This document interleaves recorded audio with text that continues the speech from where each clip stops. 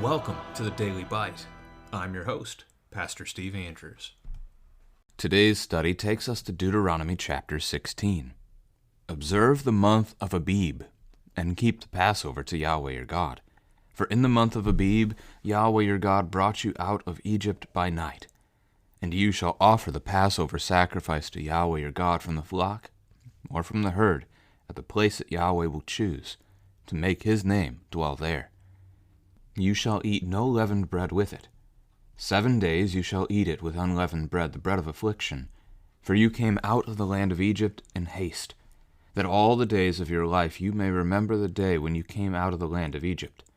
No leaven shall be seen with you in all your territory for 7 days, nor shall any of the flesh that you sacrifice on the evening of the first day remain all night until morning. You may not offer the Passover sacrifice within any of your towns that Yahweh your God is giving you, but at the place that Yahweh your God will choose, to make his name dwell in it. There you shall offer the Passover sacrifice, in the evening at sunset, at the time you came out of Egypt. And you shall cook it and eat it at the place that Yahweh your God will choose. And in the morning you shall turn and go to your tents. For 6 days you shall eat unleavened bread, and on the 7th day there shall be a solemn assembly to Yahweh your God. You shall do no work on it. You shall count 7 weeks. Begin to count the 7 weeks from the time the sickle is first put to the standing grain. Then you shall keep the feast of weeks to Yahweh your God, with the tribute of a free will offering from your hand, which you shall give as Yahweh your God blesses you. And you shall rejoice before Yahweh your God, you and your son and your daughter, your male servant and your female servant, the Levite who is within your towns, the sojourner, the fatherless, and the widow who are among you, at the place that Yahweh your God will choose, to make his name dwell there. You shall remember that you were a slave in Egypt, and you shall be careful to observe these statutes. You shall keep the Feast of Booths 7 days, when you have gathered in the produce from your threshing floor and your winepress. You shall rejoice in your feast, you and your son and your daughter, your male servant and your female servant, the Levite, the sojourner, the fatherless, and the widow who are within your towns. For 7 days you shall keep the feast to Yahweh your God at the place Yahweh will choose, because Yahweh your God will bless you in all your produce and in all the work of your hands, so that you will be altogether joyful. 3 times a year all your males shall appear before Yahweh your God at the place that he will choose, at the feast of unleavened bread, at the feast of weeks, and at the feast of booths. They shall not appear before Yahweh empty-handed. Every man shall give as he is able, according to the blessing of Yahweh your God that he has given you. You shall appoint judges and officers in all your towns that Yahweh your God has given you, according to your tribes, and they shall judge the people with righteous judgment. You shall not pervert justice. You shall not show partiality, and you shall not accept a bribe, for a bribe blinds the eyes of the wise and subverts the cause of the righteous. Justice, and only justice, you shall follow, that you may live and inherit the land that Yahweh your God is giving you. You shall not plant any tree, as an Asherah beside the altar of Yahweh your God that you shall make, and you shall not set up a pillar which Yahweh your God hates. This is the word of the Lord. If the chapter had been cut a little sooner, right after the Feast of Booths conversation, would have been more fitting for the theme of the text, and we would have a chapter about the pilgrimage festivals. But for whatever reason, whoever put in the chapter breaks here, let it keep rolling on, perhaps just to show that we are continuing this conversation of various laws that the Lord has put before Israel. Leviticus chapter 23 could be a parallel chapter to read today if you want to, as it will show you a lot of the various festivals that Israel kept, not just these 3, but additional ones as well. If you have a Lutheran Study Bible, page 200 is an excellent chart that kind of lays out all of the festivals, when they happen in the year, and so forth. I make reference to that chart myself quite frequently. So, the month of Abib is the first month of the year, in the Jewish calendar. It is what we would consider to be March, April. And on the 14th day of that month, which was a new year, a new calendar for them, this is how the Lord set it up at Exodus chapter 12. As they were coming out of Egypt, he gave them a new calendar. And this was that first month. And on the 14th day of the month at twilight, sundown, they were to sacrifice a lamb and use its blood to paint their doorposts. They were to eat that meal in haste because it was Passover. It was the 10th plague. The Lord was about to strike every household in Egypt, killing every firstborn son, including that of Pharaoh himself. But for those who trusted in the Lord, those who sacrificed that lamb and painted their doorposts with the blood, when the Lord came to destroy, he would see the blood on the doorpost and he would pass over that house. It's not too difficultly named, right? Passover. He skips it. And in doing so, they were to eat their meal. They were to eat the sacrifice. They were to eat that lamb, leaving nothing for morning. So if you were too small of a house to consume a whole lamb, you were to join up with another house, assumedly nearby. Join with a neighbor. Eat the lamb. Eat it fully. Eat it with unleavened bread. Why unleavened? And that connects to the haste idea. The ancient world, the pattern of bread making, typically done by the wife, the woman of the house, that in the morning she would wake up and she would knead a lump of dough, and when she finished kneading it, she would set that dough aside, and it would spend the rest of the day rising. She would take the dough that she kneaded the day before, and that would be the dough she would bake. So it was a 24-hour process, roughly. And what you then end up with as you're having the Passover meal is they're not going to have that kind of time. Make the bread, but go ahead and cook it unleavened. It's not going to have time to rise. Just eat it and go. Eat it with haste. They were to have their garments on. They were to have the staff in hand. They were to eat standing up. You're leaving town tonight. This is the celebration. This is the goal. And this is what they remember. They remember their salvation from slavery in Egypt, which again is stated quite frequently in the books of the Torah, the first 5 books of Scripture, as really the gospel proclamation. It is the good news of what God did for his people. It's just a foreshadowing of how the Lord rescues us from our slavery to sin. So they were to keep this feast every year. And they were to go specifically to the land, the place that God would give, where he would place his name to dwell in it. And that's a reference, again, to the city of Jerusalem, where the temple would be built. And in doing this, they would take their offering, just as the other festivals we'll see. They're going to take an offering to the Lord. The lamb, sacrifice, eat. Then they return to their tents because they're going to remain in Jerusalem for this Passover feast, this feast of unleavened bread that follows it. So the Passover starts on the 14th at twilight, and then the whole week after, the 15th through the 21st, is the feast of unleavened bread, to have a holy assembly on the last day. And then they would return home. Lots of connections here. First, Holy Week in the New Testament. This is what's going on at the time of Holy Week. It is the week leading up to the Feast of Unleavened Bread and the Passover being in Jerusalem. It is why so many people are going to be there. It is why the Jewish leaders and also Pontius Pilate are all on high alert, because Jerusalem is swarming with way more people than normal. Happens 3 times a year. Not good days for your Roman governor. You can imagine sleepless nights for him as he's concerned about what's going on in town. Probably the same for the chief priests, as they know the tension with Rome and they're terrified.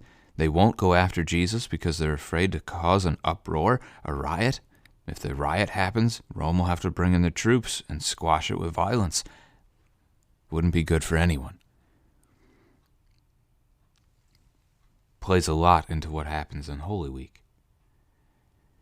Now, also, though, a conversation really for our families would be, what major holy days do we celebrate each year? That would fit very well with this chapter. Typically, Christmas and Easter are the ones that Christians will mark and celebrate each year. You can talk about other ones as well, but those are the two big ones that really end up shaping our entire church year, and Easter is based on this one. Well, okay, Easter's based on the resurrection, but Jesus dies on Good Friday, which is connected to Passover. Again, they were in Jerusalem for the Passover. So, Good Friday connecting to the Passover, followed by the Feast of Unleavened Bread. The crowds were there. And on the third day, Jesus rose from the dead, and that's why we celebrate Easter, but it moves on the calendar every year the way it does because it's connected to Passover. You have to figure out when Passover is, basically. The month of Abib. Figure that out. I believe it is like the first Sunday after the first full moon after the vernal equinox, or something like that.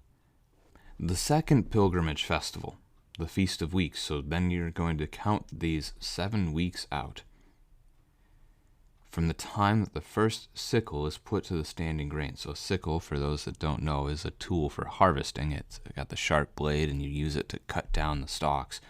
The specific fruit here, the standing grain, is barley. This is a reference to the barley harvest, which happens early in the year.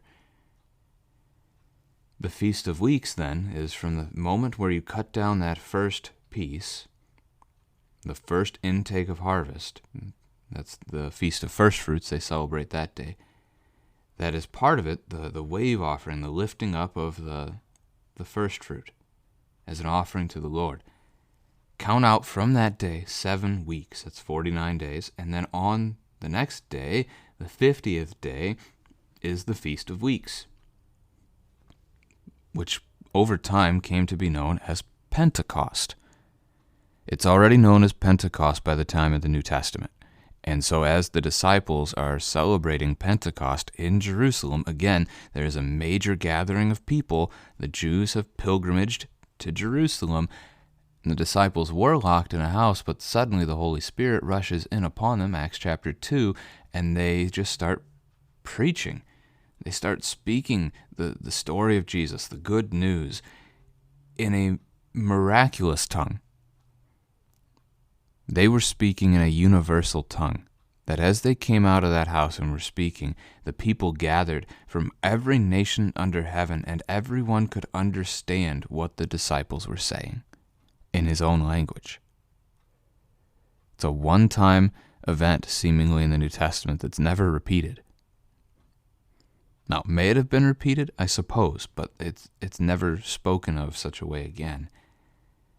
So it sure could have been unique. Anyway, Pentecost is our connection point here, that the Jews are gathered again for that miracle that occurs, the birth of the church.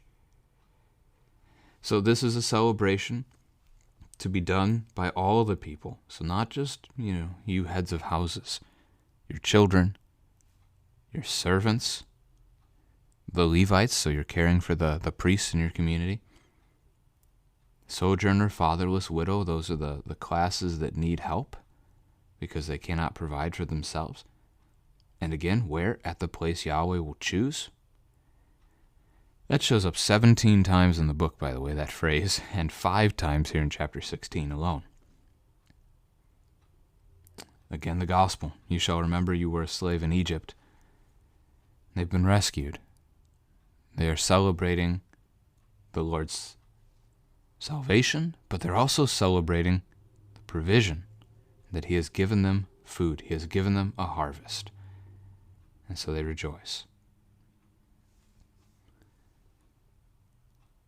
It's based on, as you see in verse 10, as Yahweh your God blesses you. It's a free will offering at the Feast of Weeks. Not specified exactly what you must give.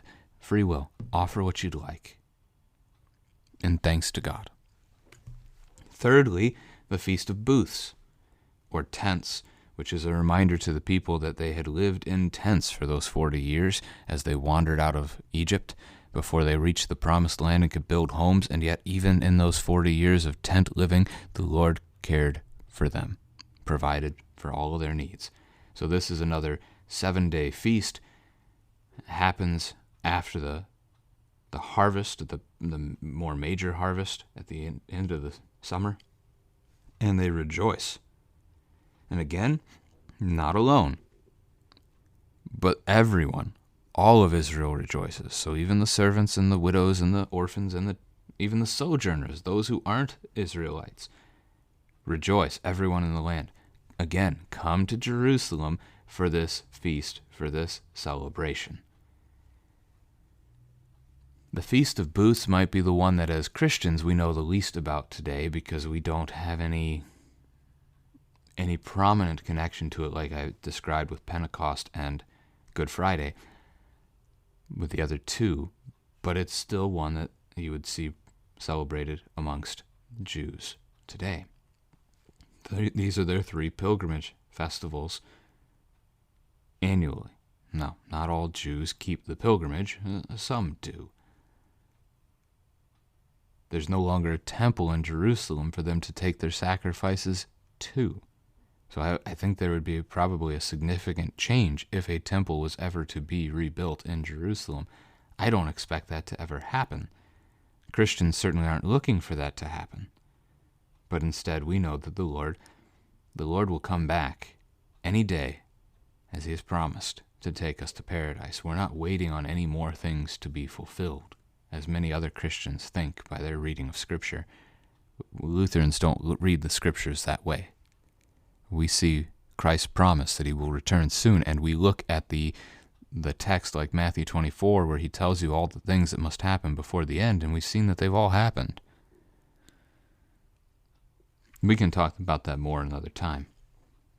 So the Feast of Booths is going to happen in the 7th month of the year. I want to point this out. Passover is in the 1st month, and it happens on the 14th day, and then you have the Feast of Unleavened Bread from the 15th through the 21st.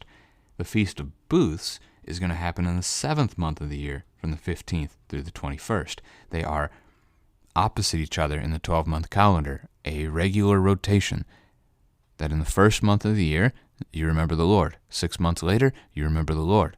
6 months later, you're back to the 1st month, you remember the Lord. Every 6 months, like clockwork, the Lord ingraining himself and the gospel, because these things are about what he's done, so about his salvation, about his provision, and so forth, his care for his people, is placed right at the forefront. So 3 times a year, every Jewish male is to pilgrimage to Jerusalem. They would often take family. Don't come empty-handed. Give as able as Yahweh has blessed. We get a couple of extra laws here before the text is over. Appointing judges who shall judge for the people, care for them, righteous judgment. Justice and only justice you shall follow. It's the other family conversation for this chapter. Where does justice come from?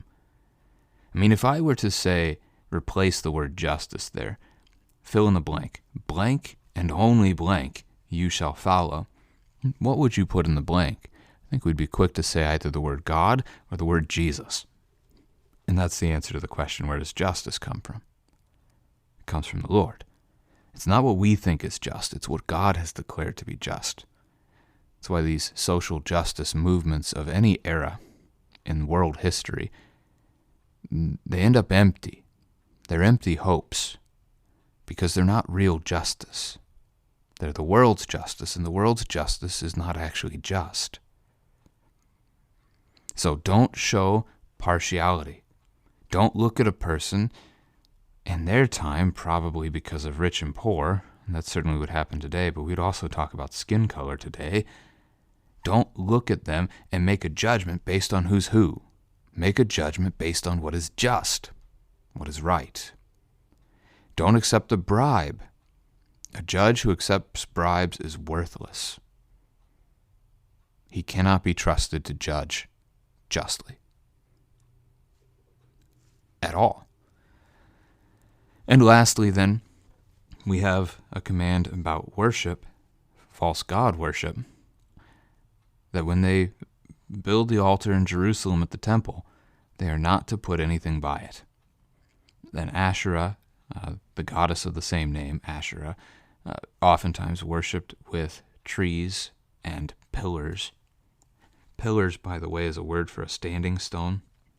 So some kind of object erected as a monument to use for worship. God has forbidden such things. Worship the Lord the way he gives. Don't look at the Canaanites and their false religions and bring them in. It will only lead you astray. And again, it does, but that's not the conversation for this text today.